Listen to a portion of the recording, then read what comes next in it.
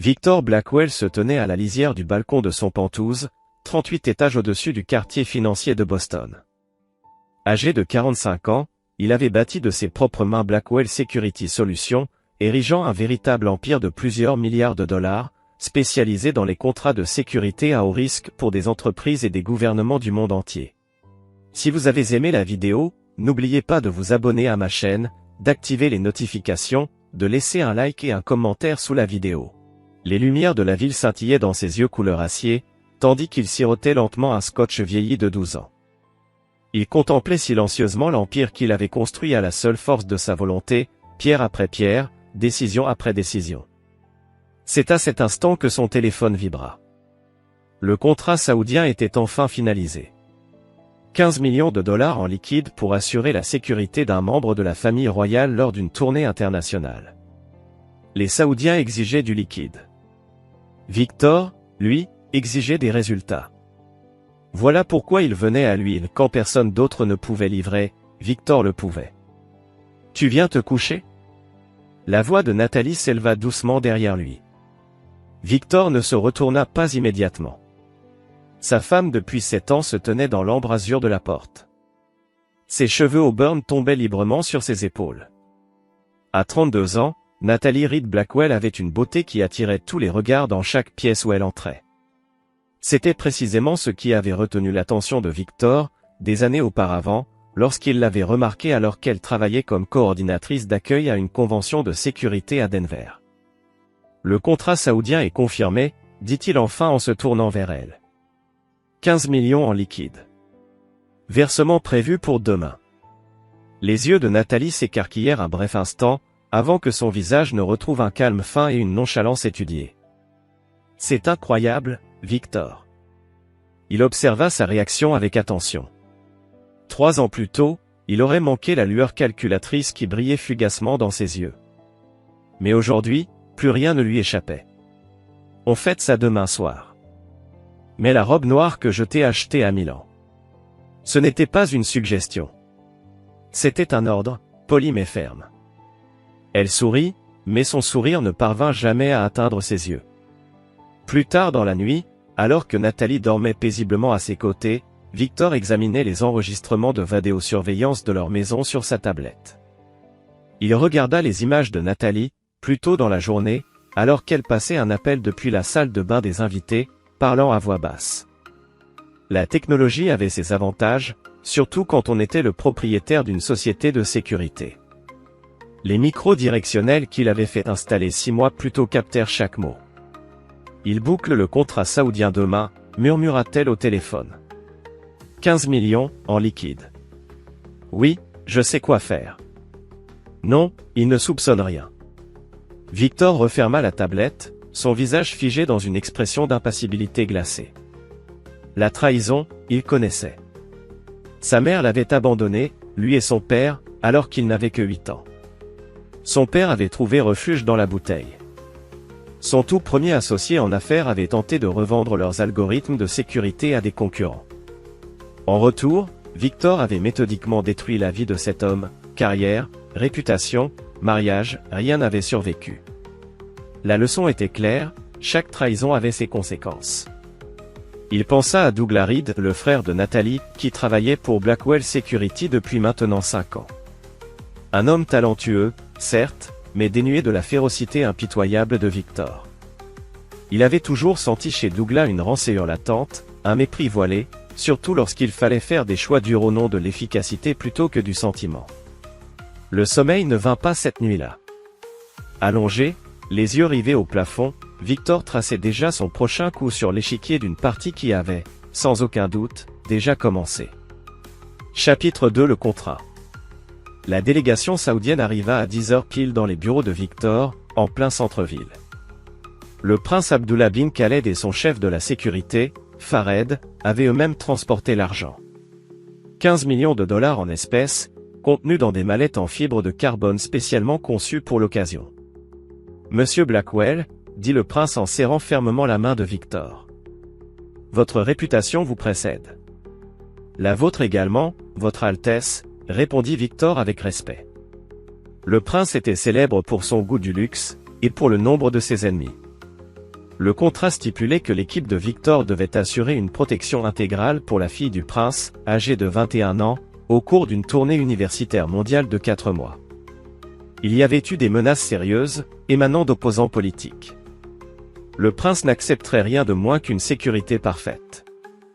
L'argent est là, déclara Fared en tapotant l'une des valises. Intraçable, comme demandé. Parfait, répondit Victor. Mon équipe commencera les préparatifs immédiatement. L'équipe d'éclaireurs arrivera à Riyad la semaine prochaine pour se coordonner avec vos agents de sécurité. Une fois les Saoudiens partis, Sofia Martinez, directrice des opérations, entra dans le bureau de Victor. Âgée de 43 ans, elle était à ses côtés depuis le premier jour. Une des rares personnes en qui il avait une véritable confiance. 15 millions en cash, dit-elle en observant les valises. Voilà un joli risque de sécurité en soi. Déjà géré, répondit Victor. Les mallettes sont équipées de GPS, et chaque billet est marqué à l'encre infrarouge. Procédure standard. Sofia acquiesça. L'équipe assignée à la princesse est prête. C'est Logan qui la dirigera. Logan Price, l'agent de terrain le plus fiable de Victor. Ancien des forces spéciales, avec un dossier parfait en matière de mission réussie. Parfait. Je veux des rapports quotidiens. Directement à moi, dit Victor. C'est moi qui supervise cette mission personnellement. Dès qu'elle quitta la pièce, Victor passa un appel à Reginald Foster, à la Boston City Trust. Le vieil homme gérait les affaires financières les plus sensibles de Victor depuis des années. Reginald, j'ai besoin d'un arrangement spécial pour ce soir. Bien sûr, monsieur Blackwell. Avec la discrétion habituelle? Absolument. Et j'ai besoin d'autre chose. Une seconde série de mallettes, identique à celle que je vais apporter. Prête pour 17 heures? Parfait.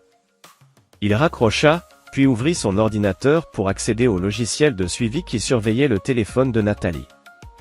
Elle se trouvait au Seaport District, dans un café qu'elle fréquentait souvent. D'après les relevés, Douglas s'y trouvait aussi.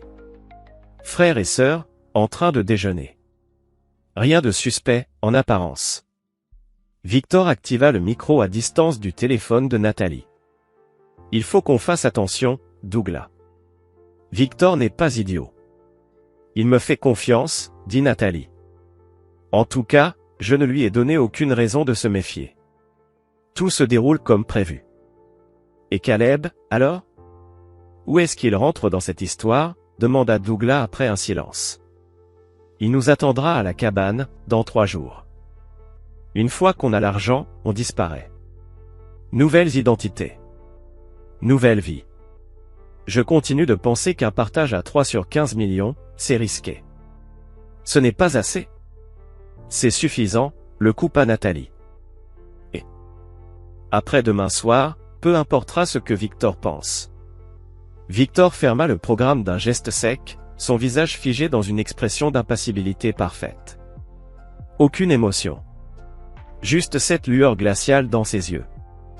Alors, Caleb Matthews, l'ex-petit ami de sa femme, celui d'avant leur mariage, était aussi mêlé à tout cela.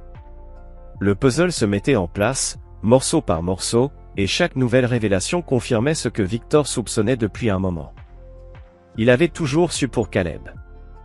Ce pseudo-artiste torturé, un peintre raté qui n'avait jamais percé. Mais ce que Victor ignorait, c'était que la relation entre Caleb et Nathalie n'avait, apparemment, jamais vraiment pris fin. Une trahison longue, souterraine, peut-être passionnée et surtout, soigneusement dissimulée. D'un geste précis, Victor ouvrit le tiroir de son bureau et en sortit un petit appareil noir. Il ressemblait à une simple clé USB, mais c'était une création sophistiquée développée en secret par l'équipe R&D de sa propre entreprise. Un système de localisation ultra perfectionné, totalement indétectable par les scanners standards. Invisible. Imparable. L'arme parfaite pour ce qu'il s'apprêtait à faire. Le plan se dessinait dans son esprit avec la froideur méthodique d'un stratège militaire. Victor ne croyait pas aux réactions émotionnelles. Il ne croyait qu'à une chose, la stratégie. Et lorsque Nathalie réaliserait enfin qu'elle n'était qu'un pion dans son jeu, il serait déjà bien trop tard pour fuir. Chapitre 3 La remise. Ce soir-là, Victor rentra chez lui avec les 2 valises. Il les déposa délibérément sur la table de la salle à manger, ses gestes mesurés, chacun chargé de signification. Nathalie l'observait, le visage soigneusement contrôlé, un masque de neutralité qui ne parvenait pas à dissimuler complètement l'excitation qui brûlait dans ses yeux. « Je dois assister à une réunion d'urgence avec l'équipe d'avant-garde », déclara Victor en défaisant sa cravate d'un air las. « L'argent doit être mis en sécurité jusqu'au dépôt prévu demain à la banque. »« Je peux l'emmener au coffre de la banque ce soir », proposa Nathalie, un peu trop rapidement. Victor secoua la tête, l'air calme, mais attentif à la moindre micro-expression. « Les banques sont fermées. On devra le garder ici pour la nuit. Il y a un coffre dissimulé dans la panic room. Toi et moi sommes les seuls à connaître la combinaison. » C'était un mensonge. Il n'y avait pas de coffre. Mais Nathalie n'avait aucune raison d'en douter. « Bien sûr, » dit-elle, se ressaisissant aussitôt. « Je le garderai en sécurité jusqu'au matin. » Victor se dirigea vers la salle de bain, prit une douche, puis enfila des vêtements décontractés. Avant de partir, il embrassa Nathalie, l'enlaçant fermement, l'embrassant avec une intensité presque théâtrale. « Je devrais rentrer vers minuit. Ne m'attends pas. » Ses mains à elle restèrent un instant sur sa poitrine, comme pour le retenir. « Fais attention. »« Toujours, » répondit-il, les yeux ancrés dans les siens. Et à ce moment précis, il grava dans sa mémoire le mensonge caché derrière son sourire.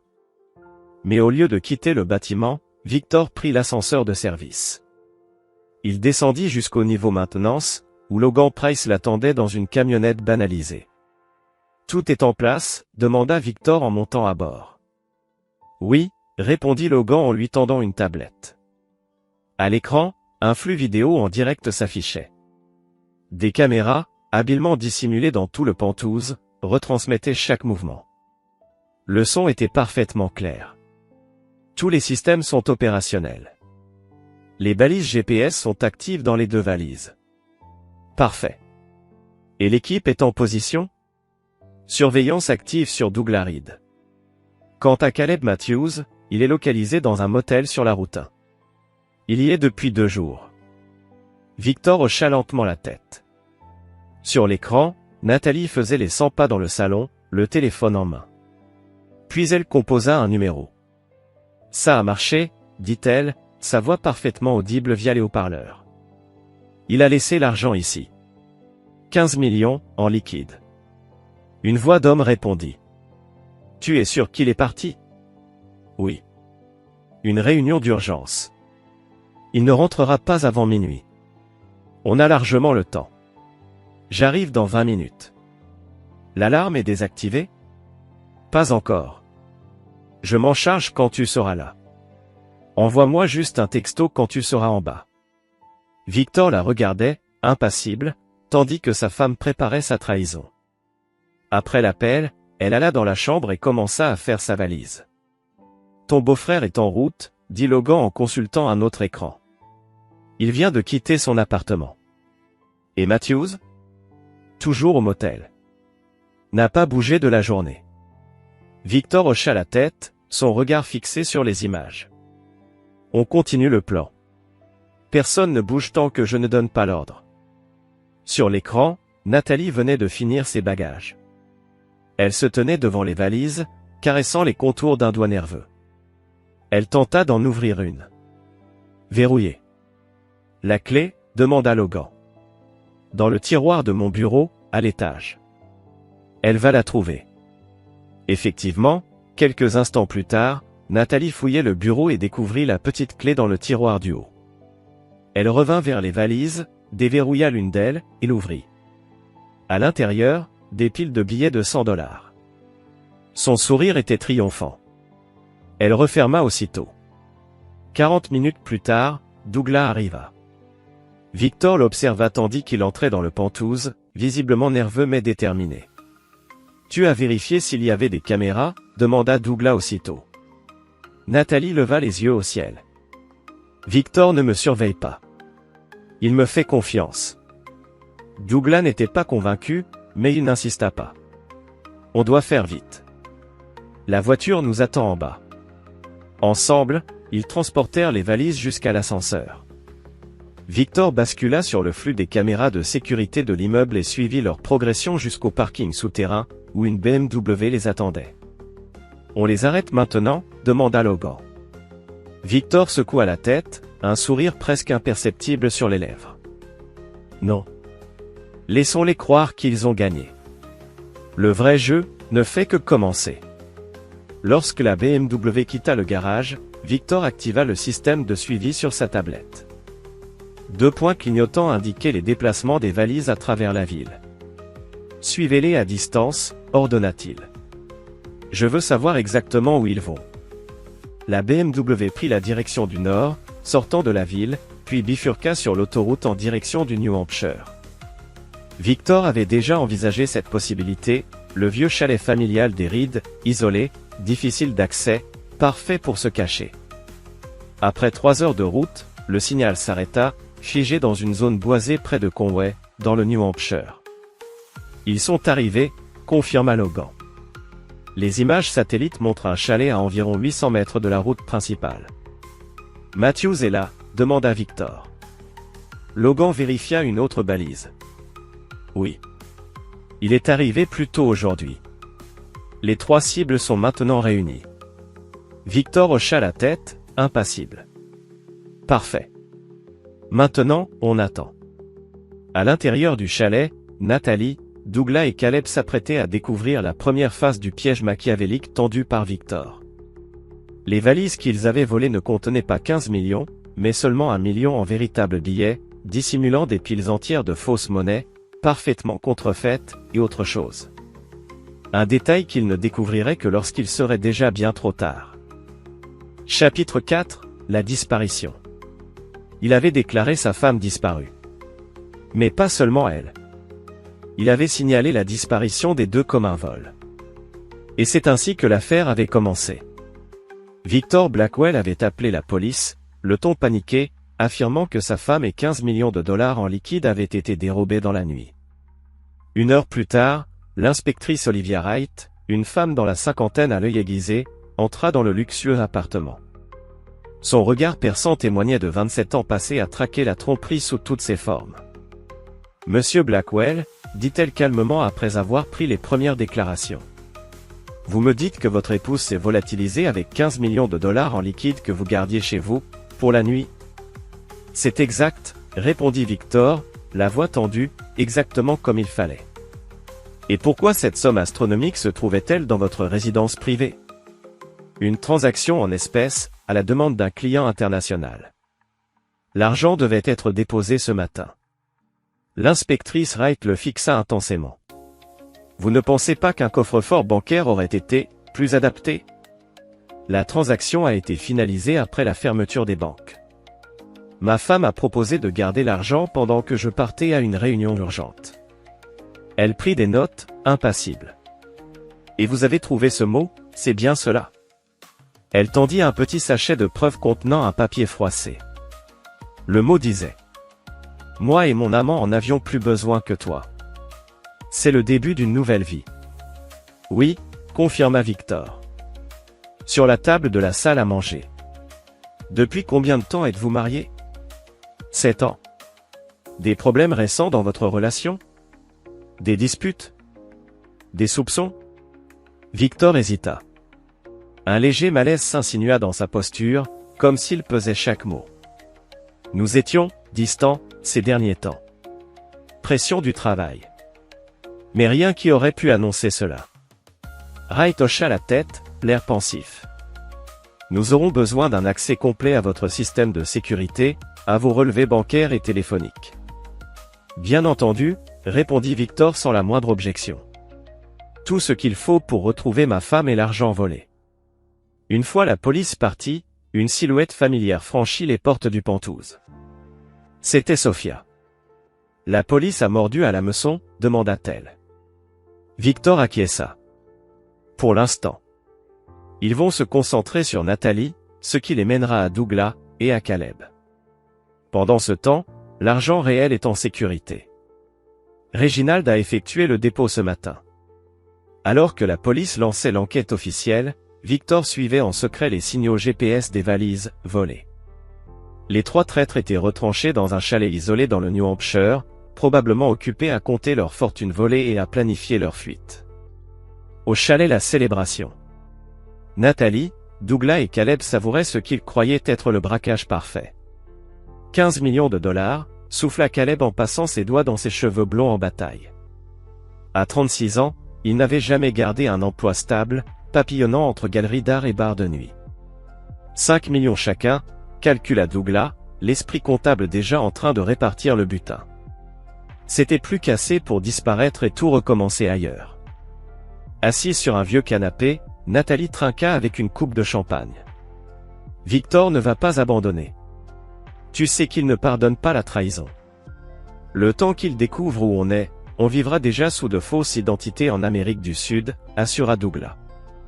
Grâce à mes contacts dans la sécurité Blackwell, on peut tout obtenir, nouveau passeport, nouveau nom. Et l'argent? Demanda Caleb. On ne peut pas simplement entrer dans une banque avec. J'ai des connexions, expliqua Douglas. Des gens capables de blanchir l'argent. Ce sera long, mais on y arrivera. Ce qu'ils ignoraient, c'est que Victor avait anticipé chaque mouvement. Les billets qu'il détenait étaient des faux extrêmement sophistiqués. Suffisants pour passer un contrôle rapide, mais insuffisants face à une inspection bancaire poussée. Et dans la doublure de chaque valise, se trouvait un dispositif d'écoute miniature retransmettant chaque mot à Victor. Retour à Boston, l'araignée tisse sa toile.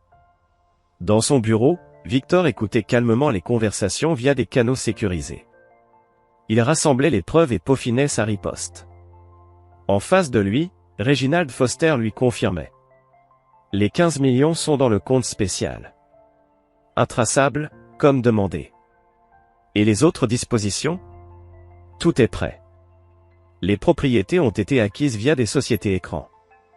La documentation est disponible à tout moment. Victor hocha la tête. Parfait. Passons à la phase 2. Le soir venu, son téléphone vibra. Un appel de l'inspectrice Wright. Monsieur Blackwell, nous avons identifié 2 personnes d'intérêt dans la disparition de votre épouse, son frère, Douglas Reed, et un certain Caleb Matthews. Ces noms vous disent-ils quelque chose? Victor feignit la surprise. Douglas travaille pour moi. Quant à Caleb Matthews, je crois que c'est un ancien ami de Nathalie, avant notre mariage. Je vois, répondit Wright.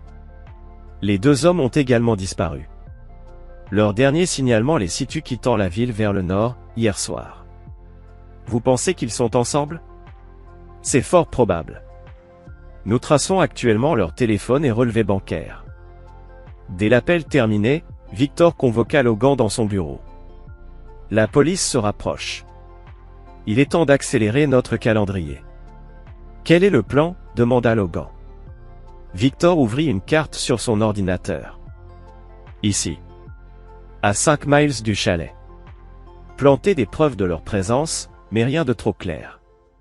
Je veux que la police suive leur piste, mais reste toujours une étape en arrière. Et notre équipe? Qu'elle reste en position. Personne ne bouge tant que je ne donne pas l'ordre.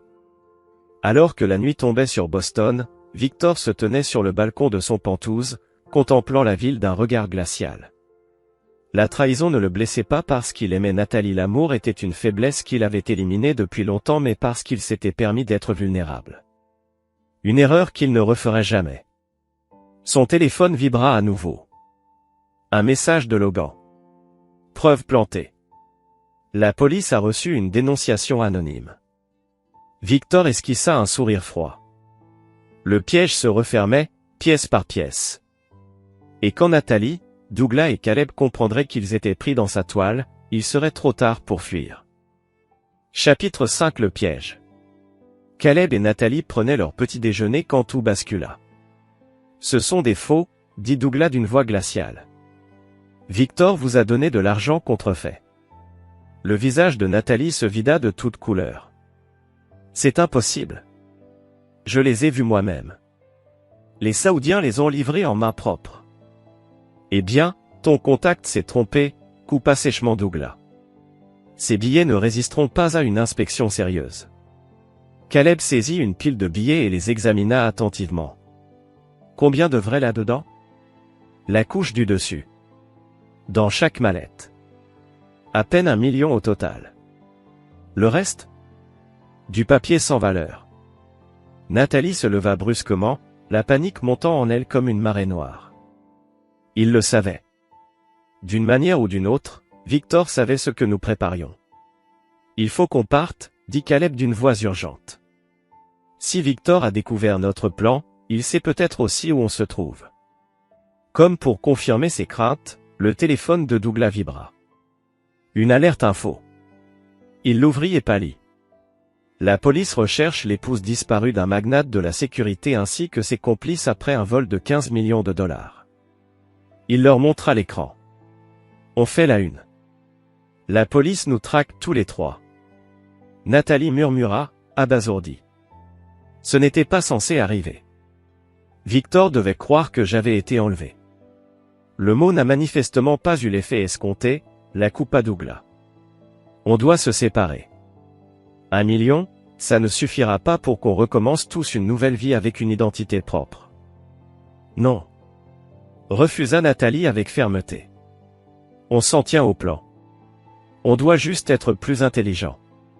Ce que personne dans la pièce ne savait, c'est que Victor les écoutait à chaque instant, grâce au dispositif d'écoute dissimulé dans les mallettes. À Boston, Victor était assis dans le bureau du détective Wright, arborant le masque parfait du mari inquiet. Nous avons localisé la voiture du frère de votre femme près de Conway, dans le New Hampshire, l'informa Wright. Il y a un chalet familial enregistré au nom des Reed dans cette zone. Victor feignit la surprise. À Conway? Je n'avais aucune idée que les Reed possédaient un bien là-bas. On organise actuellement une intervention tactique.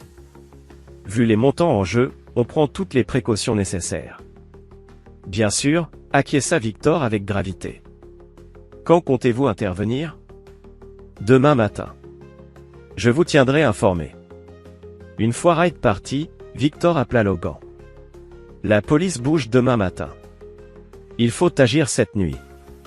L'équipe est prête, confirma Logan. Et les autorités locales? Une dénonciation anonyme concernant des trafiquants armés dans une propriété voisine devrait les occuper pendant quelques heures cruciales.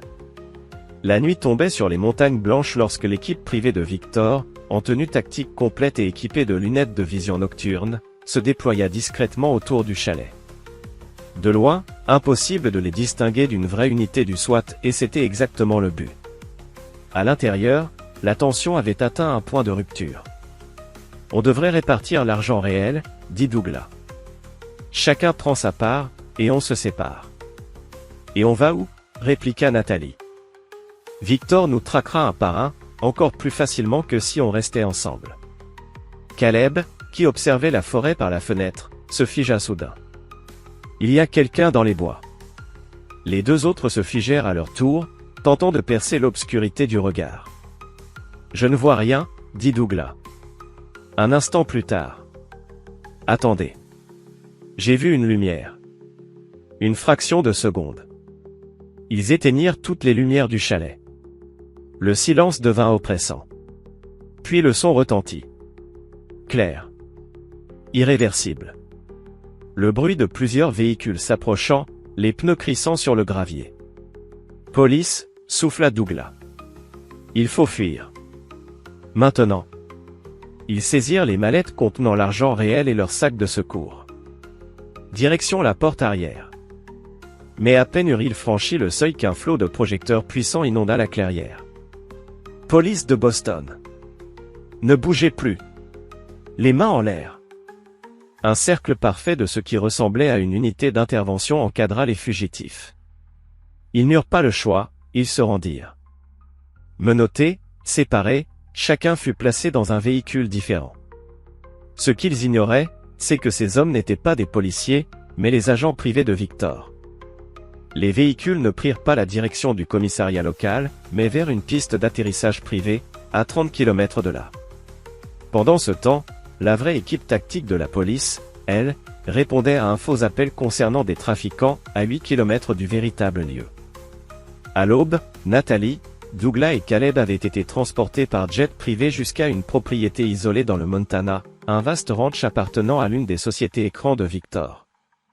Là, dans un bunker moderne et sécurisé dissimulé sous la maison principale, chacun fut installé dans une chambre confortable, mais verrouillée. Coupés les uns des autres. Coupés du monde. Victor, depuis son bureau à Boston, observait leur arrivée via un flux vidéo sécurisé. La première phase de son plan était achevée. Maintenant, le véritable jeu pouvait commencer. Chapitre 6 L'affrontement. Une semaine après l'enlèvement, Victor arriva enfin au ranch du Montana. La propriété s'étendait sur plus de 500 hectares, cernée de montagnes sur 3 côtés. Le plus proche voisin? À plus de 16 km. Autrement dit, l'endroit parfait, pour ceux qui allaient suivre. Il fut accueilli par Logan et Sophia, arrivés la veille pour préparer le terrain. Nos invités s'impatientent, rapporta Logan alors qu'il marchait dans la maison principale. Surtout le frère. Il exige de vous parler. J'en suis sûr, répondit Victor avec calme. Ils sont toujours isolés les uns des autres? Sophia hocha la tête. Comme demandé. Aucun contact depuis leur arrivée. L'isolement rend les gens plus malléables, dit Victor avec un demi-sourire. Commençons par Douglas. Dans la pièce sécurisée du bunker, Douglas Reed faisait les 100 pas, nerveux, tendu. La porte s'ouvrit. Victor entra. Douglas bondit vers lui, mais fut immédiatement plaqué par Logan. Espèce d'enfoiré! Gronda Douglas. C'est un kidnapping. Victor prit place calmement à une petite table, sans se départir de son sang-froid. Techniquement, c'est une arrestation citoyenne. Tu as volé 15 millions de dollars. Avec de la fausse monnaie. C'était un piège. Tu nous as piégés. Vraiment? Demanda Victor en haussant un sourcil. Ou bien, est-ce vous qui avez échoué à vérifier ce que vous voliez avant de commettre le crime? Douglas lutta contre l'étreinte de Logan. Où est ma sœur? Où est Caleb? En sécurité, pour l'instant, répondit Victor en se penchant. Tu es dans une position intéressante, Douglas. Des trois, c'est toi qui avais le plus à perdre, carrière, réputation, liberté. Et pourtant tu as tout risqué. Pourquoi? Douglas le fusilla du regard, mais ne dit rien. De la jalousie? Du ressentiment? Poursuivit Victor. Tu as travaillé pour moi pendant 5 ans. Tu m'as vu bâtir un empire, pendant que toi, tu restais où? Au milieu. Dans l'ombre. En management intermédiaire. Douglas explosa. Tu ne sais pas ce que c'était, de bosser pour toi. De voir ma sœur piégée dans un mariage sans amour, avec un sociopathe. Victor sourit froidement. Et pourtant, nous en sommes là. C'est vous qui avez commis un vol, une fraude. Moi? Je ne fais que récupérer ce qui m'appartient. Qu'est-ce que tu veux? Si c'est l'argent que tu veux, prends-le. Mais laisse-nous partir. Victor esquissa un petit rire, presque attendri. L'argent? Il secoua doucement la tête, s'approcha de Douglas et dit d'un ton posé mais glacial. Il n'a jamais été question d'argent, Douglas. C'est une affaire de conséquences. Il se leva, marcha lentement vers la porte, puis s'arrêta pour ajouter, comme une sentence. Tu comprendras bientôt. En attendant, réfléchis bien, combien vaut ta liberté? Ensuite, Victor rendit visite à Caleb Matthews. Contrairement à Douglas, Caleb restait silencieux, les mains croisées devant lui, ses doigts d'artiste s'entrelacent sur la table comme s'il méditait déjà sa défense. Monsieur Matthews, dit Victor en entrant. Nous nous rencontrons enfin. Vous êtes exactement comme Nathalie vous a décrit. Caleb le regarda sans ciller. Calculateur. Froid. Et pourtant, vous avez choisi de me voler. Pas très calculé, pour un homme tel que vous. Caleb haussa les épaules, l'air indifférent. L'amour pousse les gens à faire des choses insensées. Victor répéta le mot avec un sourire moqueur. L'amour? C'est ainsi que vous appelez ça? Séduire la femme d'un autre homme pour son argent? Caleb répondit sans hésiter. Nathalie était à moi bien avant d'être à toi. Elle ne m'a jamais cessé d'aimer. Victor plissa les yeux, pensif. Et pourtant, elle m'a épousé. Pour mon argent, mon statut. Jamais pour moi, hein? Exactement. Victor hocha lentement la tête, pensif, puis contre-attaqua. Mais cela n'explique pas pourquoi elle a joué la comédie pendant cette longue année. Elle aurait pu partir à tout moment. Elle avait peur de toi, répondit Caleb, son regard dur. Peur de ce que tu ferais si elle tentait de te quitter. Victor lâcha un petit rire amer. Un prétexte bien pratique pour une femme qui planifiait un vol à grande échelle. Il s'avança, son ton plus grave. Dis-moi, Caleb. Quand as-tu renoué avec ma femme? Caleb hésita, puis soupira. Il y a 2 ans. Lors d'une exposition à New York. Elle était seule. Et aussitôt, vous avez commencé à comploter contre moi? Non. Pas immédiatement. Ça a commencé lorsqu'elle m'a parlé de son mal-être. De ton contrôle permanent sur elle. Victor s'adossa contre le mur, observant l'homme qui avait partagé le lit de sa femme. Monsieur Matthews, je vais vous donner un choix. Le même que j'ai donné à Douglas. Vous pouvez m'expliquer ce qui s'est passé. Chaque détail. Chaque plan. Ou bien, affronter les conséquences. Seul. Quelles conséquences? Demanda Caleb, un brin défiant. Tu ne peux pas nous garder ici indéfiniment. Victor sourit, un sourire lent, presque tranquille. Et pourquoi pas? Qui sait que vous êtes ici? Il laissa planer un silence, puis ajouta. La police recherche 3 fugitifs, accusés d'avoir volé 15 millions de dollars. Si elle vous trouve, c'est la prison. Si elle ne vous trouve pas. Il écarta les mains, l'air fataliste. Vous disparaissez tout simplement. Enfin, Victor alla voir Nathalie. Elle se tenait debout, près de la fenêtre, contemplant la vue sur les montagnes. Lorsqu'il entra, elle se retourna lentement. Son visage était une façade de neutralité, un masque soigneusement façonné. Victor. Nathalie. Il répondit d'un ton égal, puis demanda. Tu es à l'aise? Autant qu'une prisonnière peut l'être. Douglas et Caleb? Tout prêt, répondit-il. J'ai eu des conversations très intéressantes avec eux. Elle croisa les bras, se redressant. Et maintenant tu es ici pourquoi? Me menacer? Me narguer? Je suis ici pour comprendre, dit Victor en s'asseyant. 7 ans de mariage. C'était tout un mensonge? Un éclair passa dans les yeux de Nathalie. Du regret? Ou simplement de la stratégie? Pas entièrement. Quand as-tu décidé de me voler? Elle vint s'asseoir en face de lui. Est-ce que ça change quelque chose? Fais-moi plaisir, répondit-il calmement. Elle soupira. Il y a environ 1 an. Après avoir retrouvé Caleb, j'ai compris que j'avais des options. Une échappatoire.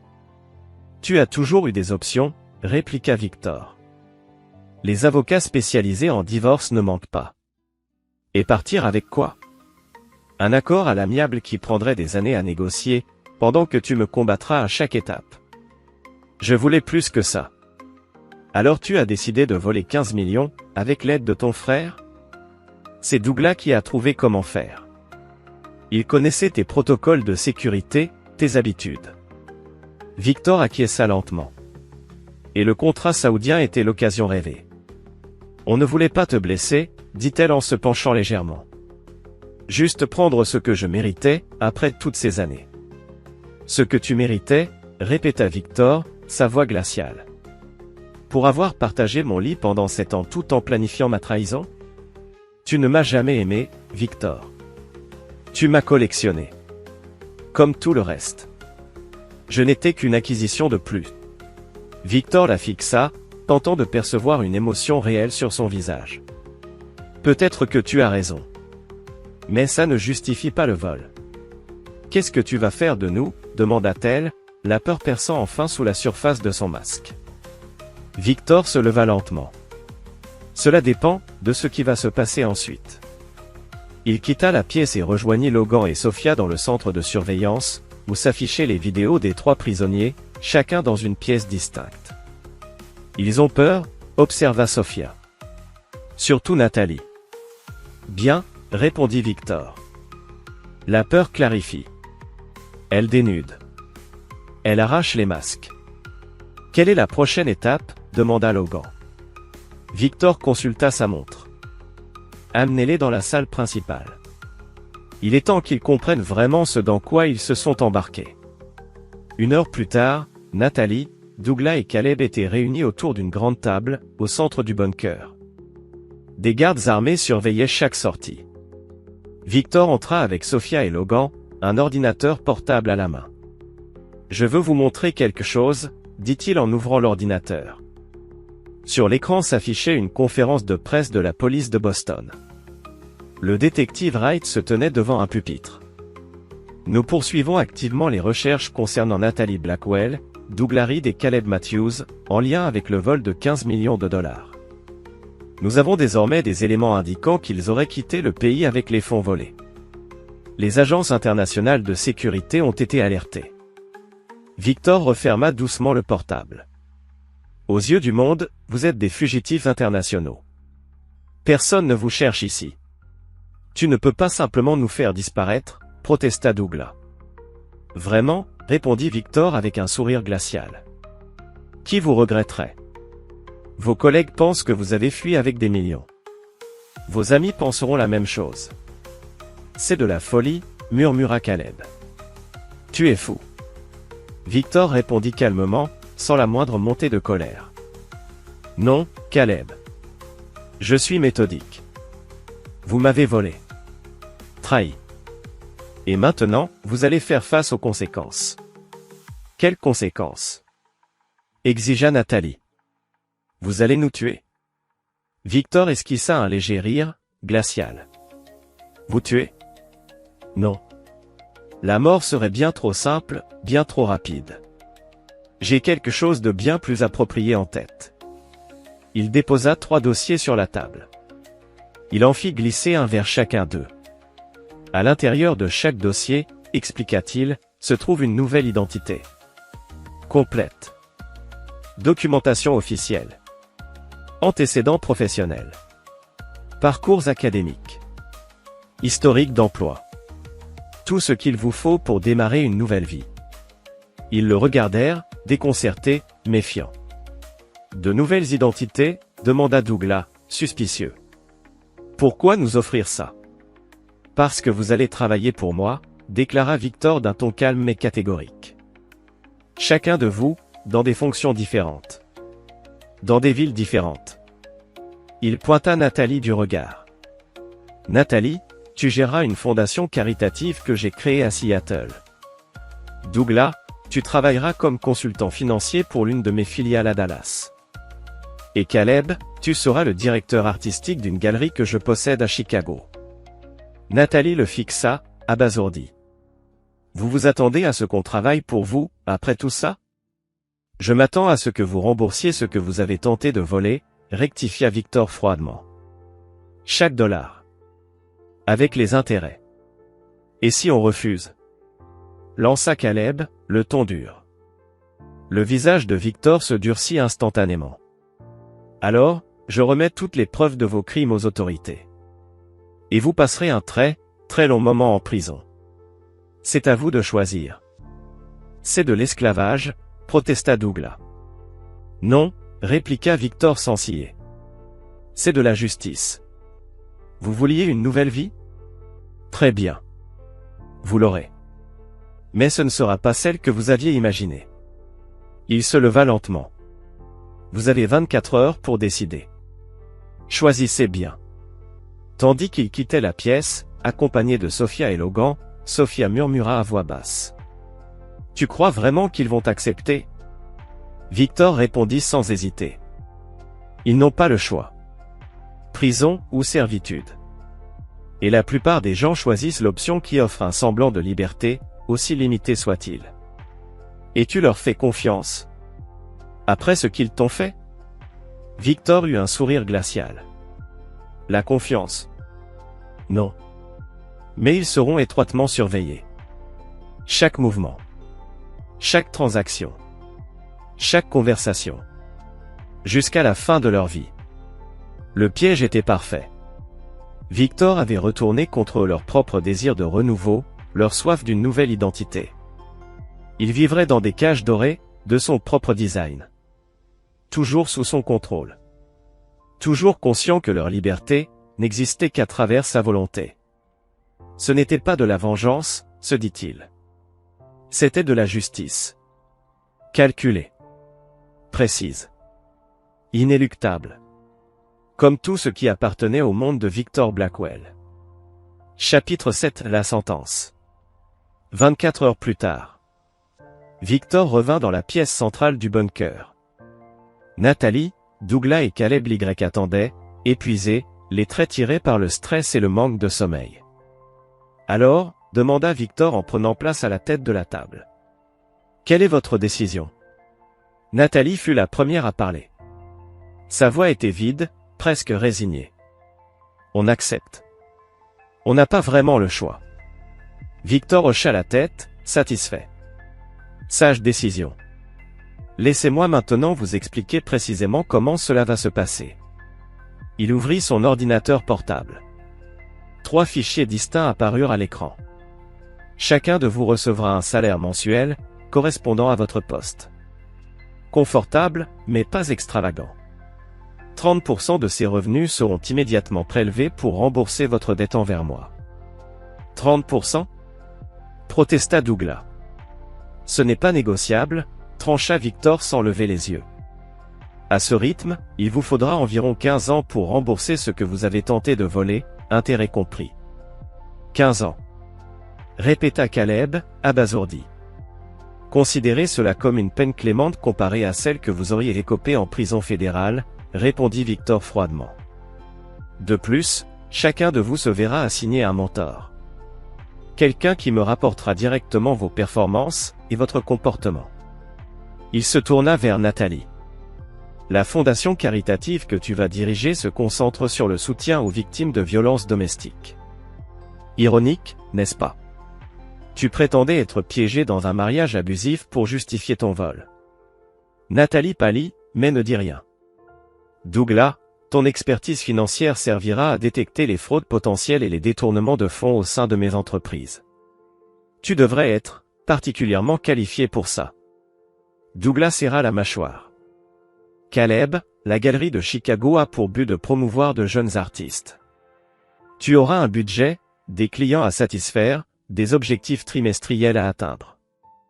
Considère cela comme la carrière stable que tu n'as jamais réussi à construire. Tu as pensé à tout, lança Caleb avec amertume. C'est mon métier, confirma Victor. Puis son ton devint plus glacial. Maintenant, les règles. Il ouvrit un nouveau document. Règle numéro 1, aucun contact entre vous. Jamais. Vous vivrez et travaillerez dans des villes différentes. Et vous ne tenterez jamais de communiquer. C'est cruel, murmura Nathalie. Règle 2, audit financier mensuel. Chaque centime gagné ou dépensé sera suivi. Aucune transaction en espèces au-delà de $100 sans autorisation préalable. C'est de la folie, grogna Douglas. Règle 3, évaluation trimestrielle de performance. En cas d'échec, des pénalités seront ajoutées à votre dette. Quel genre de pénalités? Demanda Caleb, à bout. Financière. Prolongation du temps de service. Rien de physique. Je ne suis pas un monstre, malgré ce que vous pensez. Victor poursuivit, implacable, énumérant une longue liste de restrictions, d'obligations, de règles écrasantes. À la fin, les 3 semblaient brisés. Vous serez transportés demain vers vos nouvelles affectations, conclut-il. Vos mentors vous y attendront.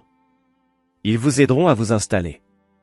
Alors qu'on les reconduisait dans leurs chambres séparées, Victor resta assis, seul à la table, consultant ses notes. Sophia le rejoignit discrètement. C'est fait, dit-elle doucement. Phase 1 est faite, corrigea Victor. Maintenant, on va voir s'ils sont réhabilitables. Ou s'ils sont irrécupérables. Tu penses vraiment qu'ils peuvent changer? Victor referma calmement son ordinateur. Les gens changent rarement dans leur nature profonde. Mais ils peuvent apprendre à contrôler leurs pires instincts. Quand les conséquences sont parfaitement claires. Et s'ils tentaient de fuir? Ils n'iraient pas bien loin, lui assura-t-il. Les identités que je leur ai fournies comportent certaines limitations. Chaque passeport, chaque carte d'identité est équipée d'une technologie de traçage. Chaque compte bancaire est surveillé. Chaque résidence, placée sous surveillance. C'est une prison sans mur, observa Sophia. C'est une opportunité de rédemption, répliqua Victor. Bien plus que ce qu'il mérite. Le lendemain, 3 jets privés décollaient du ranch du Montana, chacun transportant un des conspirateurs vers sa nouvelle vie. Victor les observait depuis la maison principale, les bras croisés, alors que les avions disparaissaient lentement dans les nuages. Pour la plupart des gens, cela aurait suffi. Les traîtres, punis. Le contrôle, restauré. La vengeance, accomplie. Mais Victor n'était pas la plupart des gens. Ce n'était que le commencement. Chapitre 8 Le jugement. Un an après le début de leur peine, Victor passait en revue les rapports de progression de ses 3 employés. Nathalie s'était investie de façon surprenante dans la gestion de la Seattle Foundation. Sa mentor, Amanda Reeves, rapportait qu'elle avait obtenu des financements supplémentaires et élargi les programmes d'aide aux victimes de violences. Douglas, à Dallas, obtenait des résultats corrects, bien que son mentor ait relevé quelques signes sporadiques de ressentiment et de résistance à l'autorité. Caleb, quant à lui, semblait s'épanouir à Chicago. La galerie d'art qu'il dirigeait réalisait des bénéfices records, et il avait découvert plusieurs jeunes artistes prometteurs. Il s'adapte, nota Sophia en consultant les dossiers dans le bureau de Victor, à Boston. Pour l'instant, acquiesça-t-il. Mais le véritable test, c'est lorsqu'il croit avoir gagné un peu de confiance. Ce test arriva plus tôt que prévu. 2 semaines plus tard, Victor reçut un appel urgent d'Amanda, à Seattle. Nathalie a disparu, annonça-t-elle. Elle a quitté son appartement hier soir. Elle ne s'est pas présentée au travail ce matin. Victor resta calme. A-t-elle quitté la ville? Non. Son signal de traçage est toujours actif. Elle se trouve dans un hôtel du centre-ville, enregistré sous son nouveau nom. Intéressant? Des mouvements financiers suspects? Elle a retiré le montant maximum autorisé en espèces, 3 jours d'affilée, juste sous le seuil de déclaration. Je vois, dit Victor, pensif. Ne l'approchez pas encore. Observons ce qu'elle fait. À Chicago, le mentor de Caleb rapportait un comportement similaire. Retrait d'espèces, rendez-vous manqué, appel téléphonique secret. Il coordonne quelque chose, suggéra Logan lors du briefing. Malgré la règle de non-contact, confirma Victor. Mais comment? Toutes leurs communications sont surveillées. La réponse vint de l'équipe de cybersécurité. Ils utilisent les sections de commentaires publics sur des blogs artistiques obscurs, expliqua un analyste. Des messages codés, déguisés en critiques d'œuvres d'art. Victor consulta lui-même ses commentaires. Une fois déchiffré, le schéma était limpide, Nathalie et Caleb planifiaient leur évasion ensemble. Ils économisaient discrètement depuis des mois, fabriquaient de nouvelles fausses identités, et organisaient un transport vers le Mexique. Et Douglas? Demanda Victor. Aucune preuve de son implication, répondit l'analyste. Il semble se conformer à toutes les restrictions. Ou alors il est juste plus prudent, murmura Victor. Surveillez-le de près. Plutôt que d'interrompre immédiatement leur tentative, Victor décida de les laisser faire. Il voulait voir jusqu'où ils iraient, mesurer leur détermination à le défier. 3 jours plus tard, Nathalie quittait son hôtel à Seattle et embarquait pour Chicago. Victor et son équipe traquaient ses moindres faits et gestes. Elle retrouva Caleb dans un petit appartement loué sous une fausse identité. Ils s'étreignirent avec passion, ignorant que chaque seconde était filmée. On l'a fait, murmura Nathalie, haletante. Encore un jour, et on sera de l'autre côté de la frontière. Et Douglas? Demanda Caleb. Tu es sûr qu'il ne veut pas venir? Il dit que c'est trop risqué. Qu'on va se faire attraper par Victor. Elle leva les yeux au ciel. Il est devenu lâche. On a les nouveaux papiers. Ils nous ont coûté une fortune, confirma Caleb. Mais ils nous feront passer les postes de contrôle. Demain, à cette heure-ci, on sera à Mexico. Victor les observait depuis son bureau, son visage impassible. Ils n'apprennent jamais, glissa-t-il à Logan. J'envoie une équipe? Pas encore. Laisse-les atteindre la frontière.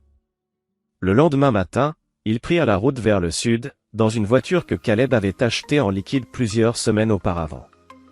À la tombée de la nuit, ils atteignirent le poste frontière de Ngala, Arizona. Le stress montait, mais l'espoir aussi. Leurs faux papiers leur avaient coûté près de 50 000 $, la quasi-totalité de leurs économies. Le douanier examina attentivement les documents, puis sourit. Bienvenue au Mexique, aimait Madame Wilson. Bon séjour. Ils passèrent. Le souffle coupé. Le cœur libéré. On l'a fait, s'exclama Caleb, quelques kilomètres plus loin. On est libre. Nathalie éclata de rire, un vrai rire, pour la première fois depuis 1 an. Victor croyait que son système était infaillible. Ils roulèrent encore 1 heure jusqu'à un petit hôtel à Ngala, Mexique, où ils avaient réservé une chambre. Champagne. Projet d'avenir. Joie. L'Amérique du Sud après? Proposa Caleb. Le Brésil? L'Argentine? N'importe où, dit Nathalie.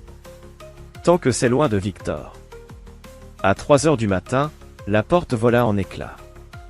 La police fédérale mexicaine fit irruption, armes levées. Police fédérale. Main en l'air.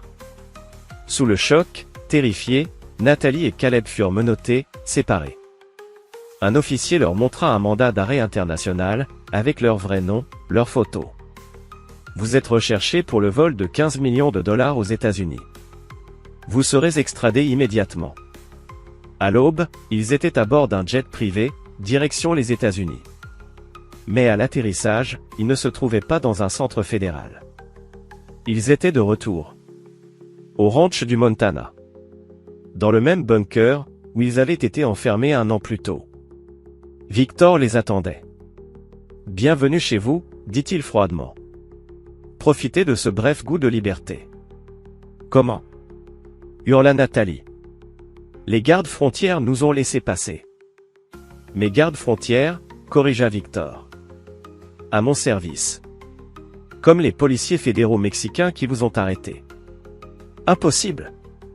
Protesta Caleb. Tu ne peux pas contrôler les autorités mexicaines. Je n'ai pas besoin de les contrôler, quand je peux créer une parodie convaincante. Tout n'était qu'un décor. Le poste frontière, l'hôtel, les officiers. Un gigantesque théâtre sur un terrain privé que Victor possédait. Vous n'avez jamais quitté le sol américain. Nathalie s'effondra sur une chaise. Tu nous as laissé croire qu'on avait réussi. Tu nous as manipulés. Je vous ai enseigné une leçon, répondit Victor. Une leçon que vous aviez clairement besoin d'apprendre. On n'échappe pas aux conséquences de ces actes. Et maintenant, demanda Caleb, la voix vide. Maintenant, répondit Victor. Vous purgez votre peine aggravée. Tentative de fuite, 5 ans supplémentaires. Tous vos gains confisqués. Et vous serez transférés à des postes moins agréables. Tu es un monstre, murmura Nathalie. Non, répondit Victor, impassible. Je suis un homme qui tient ses promesses. 2 jours plus tard. Nathalie était secrétaire dans un lodge de pêche isolé en Alaska. Caleb, concierge dans une usine en Oklahoma. Leur nouveau mentor était d'anciens militaires, des gardiens, plus que des collègues. À Dallas, Douglas, toujours ignorant de l'échec de sa sœur, poursuivait son travail. Victor vint le voir en personne. Vos résultats sont acceptables, dit-il. J'essaie de faire ce qu'on attend de moi, répondit Douglas. Contrairement à votre sœur, et à son amant, lança Victor, guettant sa réaction. Une lueur de panique passa dans les yeux de Douglas, avant qu'il ne reprenne contenance. Qu'est-ce que vous voulez dire? Ils ont tenté de fuir, avec des fonds cachés. En communiquant via des messages codés, que vous avez aidé à créer. Victor posa un dossier sur la table. Des échanges de mails avec un expert en cybersécurité. Vous avez conçu leur système de codage. Bien trop complexe pour eux seuls. Douglas s'effondra sur sa chaise. Et maintenant? Maintenant, dit Victor. Nous allons renégocier notre accord. Et c'est là qu'il prit sa décision. Victor composa un numéro, celui du ranch du Montana, où Sophia supervisait les dernières améliorations de sécurité. Sa voix, calme mais résolue, résonna à travers la ligne. Il est temps de passer à la phase finale. Prépare la propriété pour recevoir des visiteurs. Une semaine plus tard, 3 destins que le temps avait séparés se retrouvaient à nouveau réunis, après 5 longues années. Nathalie, Douglas et Caleb réunis là où tout avait commencé. Là où avait débuté leur punition, leur descente dans un monde de silence et de secrets, le ranch du Montana. Mais cette fois, Victor ne les attendait pas dans le bunker souterrain, froid et oppressant, mais dans la maison principale, sobre et élégante. Un changement de décor, un changement de ton. Tous avaient changé profondément. Les visages racontaient à eux seuls l'histoire. Le visage de Nathalie, autrefois plein de vitalité, portait les marques du climat brutal de l'Alaska. Des rides de tension, des yeux marqués par le froid et la solitude. Les mains de Caleb, jadis douces et habiles comme un sculpteur, étaient maintenant calleuses, souvenir vivant de ces années de dur labeur avant qu'il ne décroche un poste dans l'enseignement. Quant à Douglas, autrefois impeccable, presque aristocratique, il arborait désormais une allure plus brute, plus rustique. Une barbe taillée, des cheveux plus longs, une carrure marquée par l'effort et les responsabilités. Victor prit la parole, brisant le silence. « Je suis sûr que vous vous demandez pourquoi vous êtes ici. Une autre punition ?» lança Nathalie avec amertume. « Une autre leçon sur ton pouvoir sur nous ?» Mais Victor la surprit. « Non. Pas une punition. Un règlement de compte. Une conclusion. » Il activa un écran mural. Des documents confidentiels s'affichèrent, rapports d'enquête, extraits de dossiers, preuves accumulées par des détectives. « Quelqu'un enquête sur vos disparitions, dit-il calmement. Des questions sont posées. Vos identités actuelles commencent à attirer l'attention. » Douglas comprit immédiatement. « Tu as peur que tout soit révélé. Que ton système parfait s'effondre. » Victor hocha légèrement la tête. « Peut-être. Mais cela représente aussi une opportunité. Celle de clore notre arrangement. » « Qu'est-ce que ça veut dire ?» demanda Caleb, fatigué, soupçonneux. « Que je vous offre un choix, » répondit Victor. « Un choix final. » Il déposa 3 chemises cartonnées devant eux. Option 1, de nouvelles identités, encore plus sûres qu'avant. Relocalisation internationale. Vous poursuivez votre service pour les 10 années restantes de votre engagement. Les regards étaient méfiants, tendus. Option 2, continua-t-il, votre dette est considérée comme réglée. Vous recevez de nouvelles identités, une somme suffisante pour recommencer ailleurs, et votre liberté. Mais sous certaines conditions. Il les fixa à 1. Aucun contact entre vous. Aucun contact avec moi ou mes entreprises. Et surtout, ne jamais revenir à vos vies d'avant. Nathalie fronça les sourcils. « Pourquoi tu ferais ça ?» demanda-t-elle, stupéfaite. « Parce que vous avez purgé 5 années de votre peine. Parce que maintenir cet arrangement est devenu plus compliqué qu'il n'en vaut la peine. Et parce que, peut-être avez-vous mérité une chance de rédemption. » Douglas croisa les bras. « Il y a un piège. Avec toi, il y a toujours un piège. » Victor ne nia pas. « Le piège, c'est que vous restez mort aux yeux du monde. Vos anciennes identités restent portées disparues ou déclarées décédées. Vous reconstruisez une vie, loin de votre passé. Mais si vous trahissez cet accord, si vous tentez d'exposer ce qui s'est passé, tout ce que j'ai sur vos crimes d'origine sera rendu public, sans délai. » Les 3 échangèrent un regard. L'espoir se battait avec la méfiance. « Et comment on sait que tu tiendras ta parole ?» lança Caleb, défiant. « Parce que ça m'arrange, répondit Victor sans détour.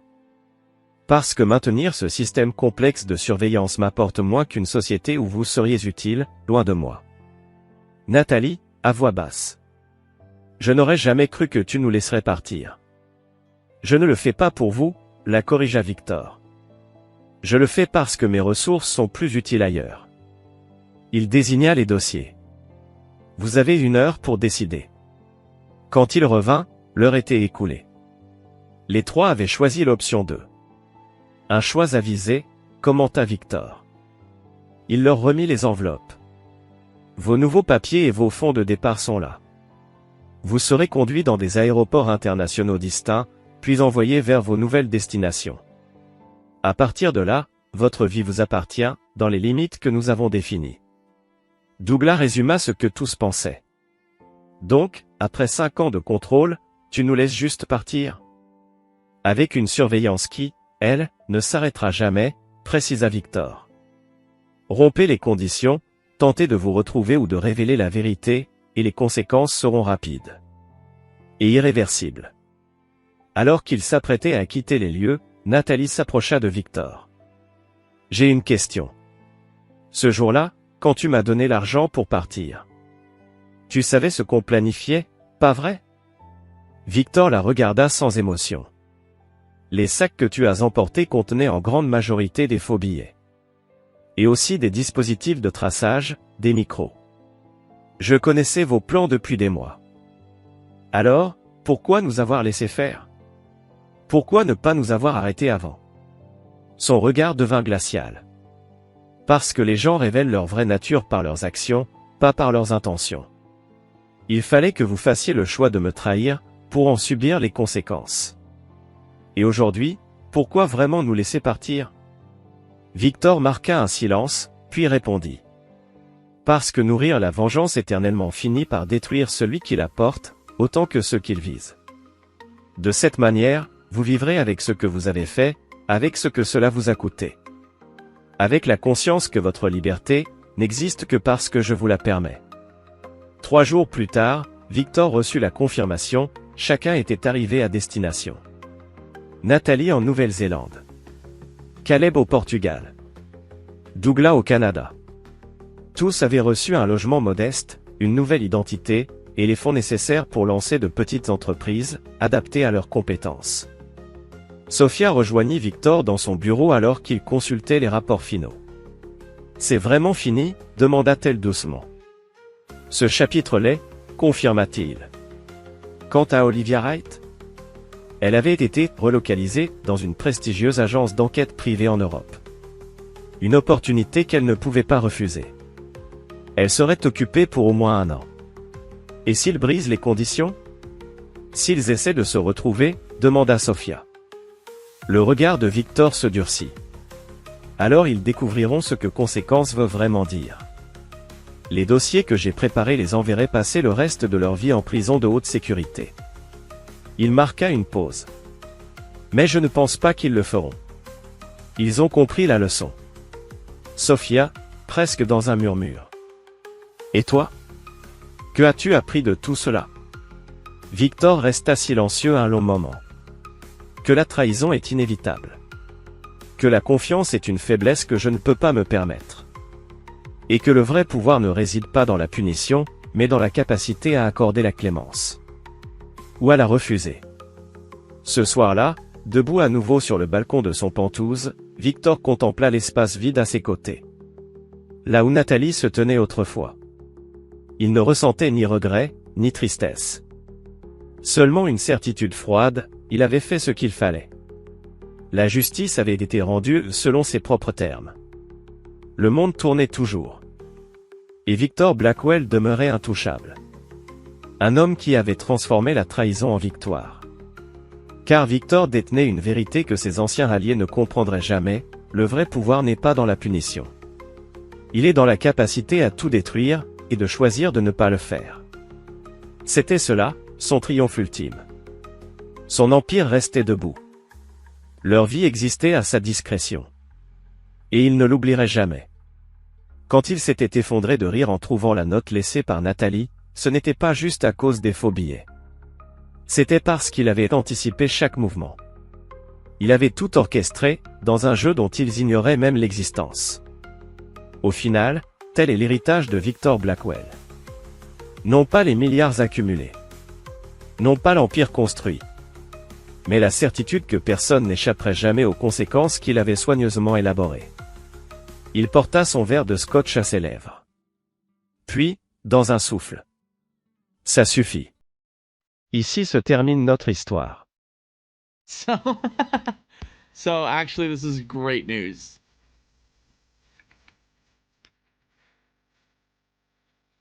Holy shit, dude. Gamers, we just got the best news that we've heard in a long fucking time. So for those out of the loop, Mina and I, we how do I frame this? Okay. There's a website called Very Cool Shirts. They did a Minecraft collab, made some kick-ass fucking merch. I'm actually wearing it right now. This is the Cherry Blossom Creeper hoodie. Awesome. Very high quality, super expensive because it comes out of Australia. So we had to pay already pretty expensive prices for the hoodies, but on top of that we had to pay the tariffs. So Mina and I, on the day it drops, we're ready. We click the link the second it goes live. We get in, we get everything we want. It's actually like smooth as fuck. We split it up into 2 orders, so I got some stuff and Mina got some stuff. My stuff comes like within like 2 weeks, and then Mina's